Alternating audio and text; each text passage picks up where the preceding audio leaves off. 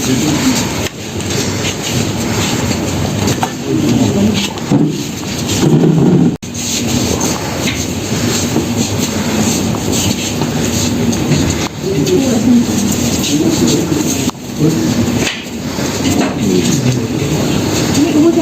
हो जाएगा, कुछ हो जाएगा।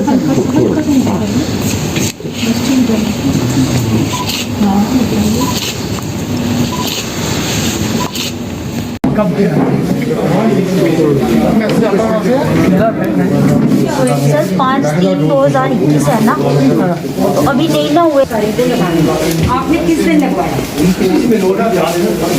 नहीं, ये तो सिर्फ आपको मैसेज आया। लगवाया किस दिन? यार इन बुजुर्गों को बैठने के लिए चेयर चाहिए, कोई बंदा तो इसमें जो दे। मैम मैम आइए प्लीज, ये डॉक्टर का जी जी जी जी मेरी जेठानी भी है। बात अब जो यहाँ पर बुजुर्ग हैं वो एक एक करके यहाँ पर आ रहे हैं और इसके साथ ही साथ जिन लोगों को सेकंड डोज लगना है वो भी यहाँ पर लगातार उनको देखा जा सकता है और साथ ही साथ 15 से 18 साल के जो बच्चे हैं उनका वैक्सीनेशन भी जो है वो यहाँ पर किया जा रहा है।